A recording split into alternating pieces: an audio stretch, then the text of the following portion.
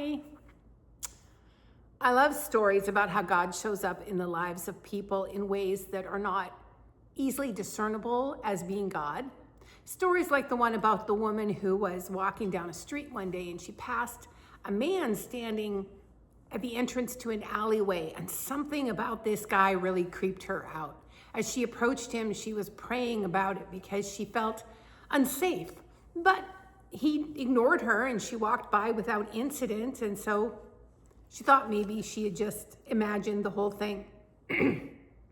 But that night, as she's watching the news, she saw a report about a woman being dragged into that alley and raped just a few minutes after she had passed by.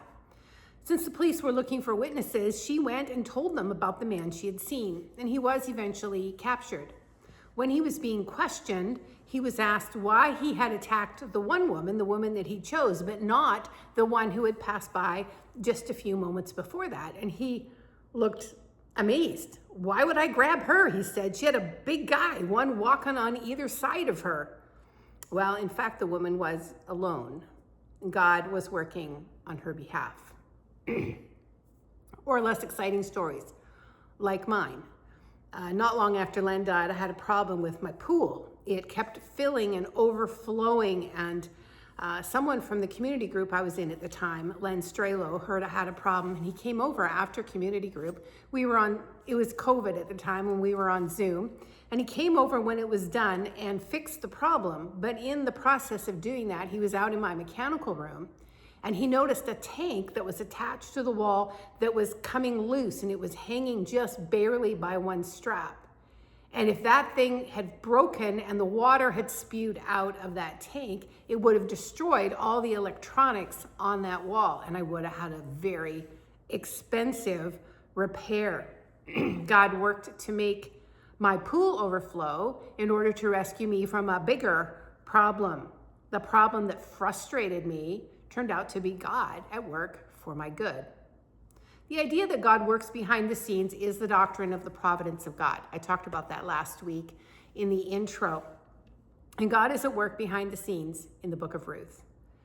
He is always at work behind the scenes in our lives, and even when we cannot see him. Hopefully, seeing how he does this in the lives of Naomi and Ruth will help us be more aware of his work in our own lives on a daily basis. This book begins by telling us about a family who were taken by the father of the family to the country of Moab during a time of famine in their home country of Israel.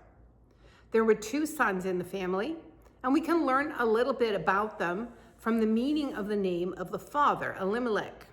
Elimelech means my God is king. So somewhere in the background of this family is a history of faith in the God of Israel, because Elimelech is given a name that honors God.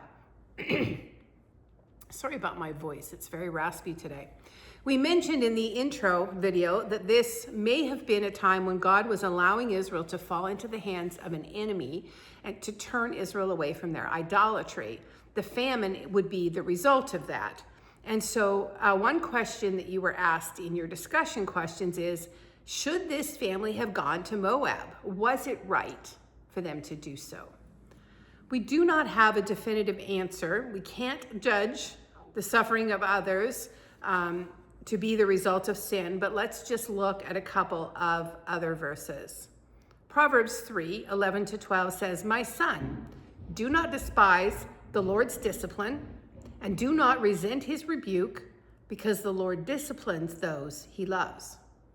The other verse is James 4:7, "Submit yourselves then to God." On top of these verses, there are commands that Israel is not to intermarry with the people of Moab. Having gone to Moab, that is what Elimelech's two sons did. So they flat out disobeyed the Lord. On the flip side, God clearly has a plan for Ruth. He does not need us to sin in order to fulfill his plans. He can use our wrong decisions, but that does not excuse our sin, nor does he require us to disobey him in order for him to do good. He could have used any number of means to get Ruth to Bethlehem. So on the whole, it seems to me that this was a wrong decision, and it's a costly one because both of Elimelech's sons and Elimelech himself die in Moab after the sons have married Moabite girls. Now, if you look down at the end of chapter 1 of Ruth, it seems that Naomi herself thinks the Lord's hand has been heavy upon her. She seems to think her losses are due to going to Moab. It's always better to submit to the discipline of God. God is correcting his people, and submitting to his correction is always best. He does it for our good and because he wants the best for us. To try to escape his correction just prolongs the discipline. After 10 years in Moab, both of Naomi's sons die, her husband already having done so, and Naomi is left except for her 2 daughters-in-law. This is a tough situation for a woman in the ancient world. A woman lived her whole life in the household of a man on whom she was dependent. First in the house of her father, and then in her husband, and then in either the house of her son, or again her father or brother if she becomes widowed. Women rarely held property, and they could not work the land on their own. And so if they were not provided for by a male family member, they were in real trouble. And they may have to beg or to sell their bodies in order to eat. Naomi has heard that God has come to the aid of his people and provided food for them back home in Bethlehem. If this is a lifting of God's discipline because Israel has returned to faith in God, then it makes perfect sense. Naomi has heard it is God's doing and that there's food back in Bethlehem. So she decides to go home. And her 2 daughters-in-law, Ruth and Orpah, want to go with her. Now, this says a great deal about the relationship she has with these 2 young women. Clearly, they are close and they love Naomi, and she loves them. You were asked to consider why Naomi would have wanted them to go home to the homes of their fathers. Wouldn't she want them to go and live where they could learn about the Lord rather than stay in pagan Moab? Seems like a no-brainer, right? But I think Naomi wanted the girls to have homes and families of their own. And the best hope for that was to them to go back to the home of their father and hope that he would find them another husband. She says she would not be able to have other sons herself that they could marry. She is referring to a practice called levirate marriage, which we will discuss further along in the book of Ruth. The best hope of children and family for these young women is to stay in Moab, especially since she feels the Lord's hand is against her, from verse 13. In addition, Naomi has nothing, and she is returning to a life of poverty. So the girls would have been better provided for in terms of food and support and shelter by staying with their own families. So Ruth refuses to do this. She says she's going with Naomi. And she makes a speech that we often hear quoted at weddings, and this is Ruth 1:16-17. But Ruth replied, "Don't urge me to leave you or to turn back from you. Where you go, I will go, and where you stay, I will stay. Your people will be my people, and your God, my God. Where you die, I will die, and there I will be buried. May the Lord deal with me, be it ever so severely, if anything but death separates you and me." I think we can safely take from this that over the time these girls have lived with her family, Naomi has been telling them about the God of Israel. Ruth is choosing not only to go with Naomi, but to take the God of Israel as her own. There are signs of faith in her. She's going to follow God. This is a spiritual turning point for Ruth. The story shows us the value of relationships between believers and non-believers in bringing the non-believer to faith.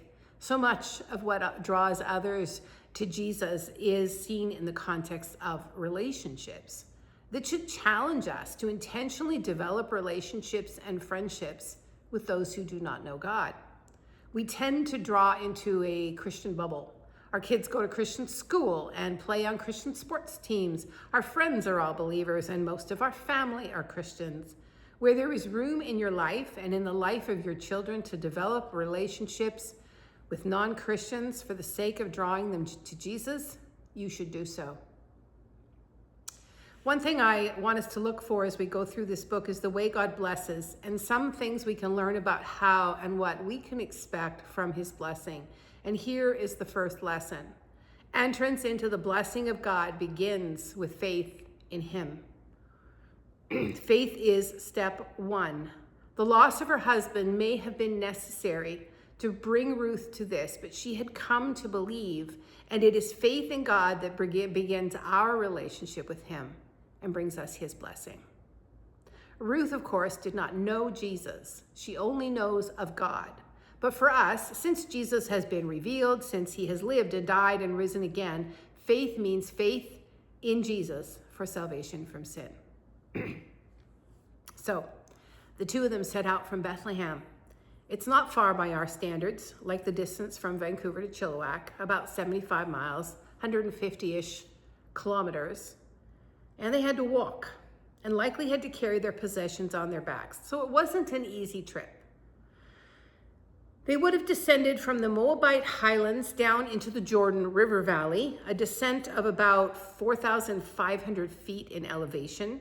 And then they walked north up the Jordan Valley till they began to ascend up into the Judean hills to Bethlehem, a climb of 3,750 feet. That's quite a walk. Most of this is through the Judean wilderness, a very dry, barren wilderness that is considered dangerous. They are two women alone, but they make it safely to Bethlehem. The word return, used in verse 22 in Hebrew, this word has both a physical return and a spiritual meaning. I think perhaps both apply to Naomi. She is coming home physically, but also returning to the Lord in repentance for having gone to Moab in the first place. The women of the town are pretty surprised to see Naomi, and it seems that the troubles and suffering of the recent years show on her face as they almost don't recognize her. She says, "Don't call me Naomi, call me Mara." Now, Naomi means pleasant, and Mara means bitter. So Naomi has a pretty strong depression or mental distress going on here. She says the Almighty has made her life very bitter. She went away full with a family, but the Lord has brought her back empty. Names are important in the ancient world. They not only identified a person, but expressed some of their character and were thought to also speak of God's plans for them. She really feels she is doomed to a life of bitterness and loss. It's interesting that although she requests the people call her Mara, bitter, she is not called that in this book, not ever. God does not change her name or let her do so. God has pleasant plans for her, and he is not done working things out for her. So she is not going to get to remain bitter. Let's read verse 22. So Naomi returned from Moab, accompanied by Ruth the Moabitess, her daughter-in-law, arriving in Bethlehem as the barley season was beginning. This is one of those places where Ruth is called the Moabitess, and it can sound to us as if she is constantly being put down. But it's an emphasis of God's grace to her that is being brought forward here. And it says that they returned at the beginning of the barley harvest. And this is one of the ways we see God working behind the scenes in the life of these two women. The barley harvest was the first harvest of the harvest season. It is the beginning of a long line of crops that are harvested and stored for winter use. To come home at the beginning of the harvest season means they have long weeks of gleaning to store up food for the winter months. It's the perfect time to return, because there would be plenty of food both for the moment and for them to store for the year ahead. So, what are some questions we can ask of ourselves from the lessons of chapter 1? How are you seeing God working behind the scenes in your life? If you can't see it now, will you take it on faith that he is, in fact, at work? How does this impact how you view the troubles and the problems of your life? Is there some discipline of God that you have been trying to escape? God does not discipline us to be mean or tough. He does it to bring us back to him and to correct us so that he can bless us again. What lesson do you need to learn so that God does not have to continue to discipline you? God called Naomi to return both physically and spiritually. If going to Moab was in disobedience to God, then returning to Israel brings her back to the place at which she once went astray. I think God does that often. He asks us to come back and obey in the thing in which we disobeyed when we drifted away from him. If God is calling you to return, in which thing do you need to go back and undo the act of disobedience that took you away in the first place? Who in your life needs to see Jesus through your relationship with them? If there is no one, how will you cultivate relationships for the sake of the gospel? How does your life make Jesus attractive to others? There's one thing I noticed when we went through the COVID pandemic. We were not able to bring people to church, to services, to special events. More and more, the effectiveness of the church was dependent on the intentional sharing of our faith by individuals. And that happens in the context of relationships. So we have to have these relationships and then be willing and equipped to share our faith with these people. If you do not work with unbelievers and there are none in your family, you have to deliberately seek out these relationships, these friendships. How are you doing that? And are you using them to share your faith in God? God has brought Ruth only 75 miles, not far in our cultural context, but a long, long way for her. It is a whole different world for her. God is moving her, and he will do great things in her life. How is he moving you?